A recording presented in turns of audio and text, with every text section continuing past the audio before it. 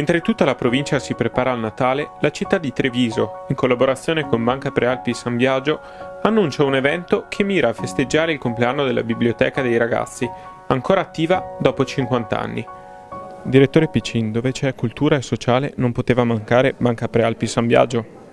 Sì, Banca Prealpi è sempre molto attenta a tutte queste iniziative del Natale e anche della vita sociale della città, quindi in Marca Trevigiana siamo molto presenti, siamo una realtà molto forte, era giusto arrivare in città e adesso con Viale Montegrappa e con la presenza in città di Banca Prealpi cerchiamo di stare vicino alle istituzioni e vicino a quelle che sono le associazioni. Già siamo molto presenti sull'attività sportiva, adesso vediamo anche di arrivare in quello che è il Natale, il primo nostro Natale forte, e quindi vogliamo presentarci molto bene. Mi auguro che il risultato sia quello di essere un istituto che fra qualche anno sia un istituto adottato dalla provincia di Treviso. Assessore Lavinia Colonna Preti, i 50 anni della Bratta andavano adeguatamente celebrati?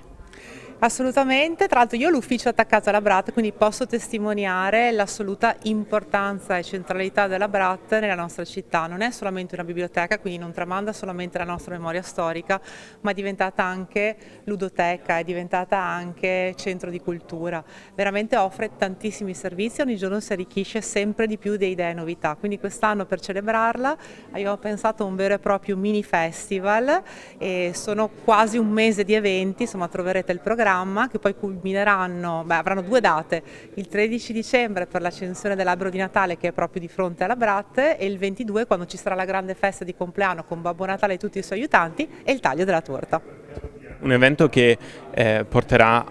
a Treviso anche i cittadini della provincia? Sì, perché questo, diciamo, il salotto di Babbo Natale, o meglio la casa di Babbo Natale che verrà allestita sotto Palazzo dei 300, quindi in Piazza dei Signori, fa parte del più ampio programma del Natale Incantato. L'anno scorso ha avuto un enorme successo dall'accensione dell'albero l'8 dicembre, alla Loggia Incantata che inaugura il 6 dicembre, quindi sempre di più diventa anche un asset turistico che richiama visitatori da tutta la provincia per visitare tutti i nostri eventi, i mercatini, gli appuntamenti enogastronomici che fanno parte del Natale Incantato. Una grande festa per la città e per i ragazzi e soprattutto tanti bei numeri che oggi sono stati anche snocciolati qui in conferenza stampa. Solitamente gli amministratori parlano di euro, di investimenti, di costi, invece quando si parla della Brat si parla per esempio di 45.000 libri prestati a dei ragazzi, quindi significa 90.000 occhi che hanno letto e quindi questo credo che sia un messaggio di fiducia e di speranza sul futuro, perché se i nostri ragazzi hanno una base culturale importante saranno sicuramente dei cittadini migliori e dei cittadini modello che potranno insegnare molto anche agli adulti. Assessore Nizzetto, possiamo dire che il Natale 2019 sarà speciale per i bambini di Treviso? Già l'anno scorso è stato veramente un Natale scintillante, quest'anno lo sarà altrettanto. Qui poi celebriamo 50 anni di una Brat che è un'istituzione per la nostra città, è un luogo dove veramente ormai vediamo proprio che è propulsivo proprio per i giovani, è pieno di ragazzini, da piccini arrivano le mamme con i carrozzini, perché vengono qui appunto per fare anche letture proprio con i piccoli e anche dei piccoli corsi in aiuto proprio alle famiglie, e dopo man mano che crescono fino ad arrivare da soli, perché poi insomma quando sono alle medie arrivano anche da soli in compagnia con i compagni, quindi è bellissimo, perché la nostra Brat è veramente vissuta a 360 gradi con anche laboratori e tante idee, proprio per cercare insomma di accompagnare anche la crescita dei nostri ragazzi, oltre che ovviamente alla sua natura che è quella di appassionarli alla lettura. In concreto questo progetto di Banca Prealpi San Biagio come andrà ad articolarsi? Allora, Banca Prealpi è arrivata un paio di mesi fa con l'apertura nuova e ha preso subito contatto con quelle che sono le amministrazioni e le associazioni sportive e culturali. Vuole essere, visto che è un credito cooperativo, legato a quello che è anche un'opera di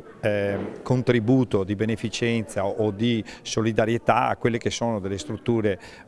no profit o addirittura associazioni che possono portare i ragazzi e i ragazzini, come nel caso della Brat, a avvicinarsi alla cultura, ovviamente non sostenendo costi. Quindi Banca Prealpi attraverso questo poi pretenderebbe di avvicinare le famiglie per essere anche utile proprio nelle attività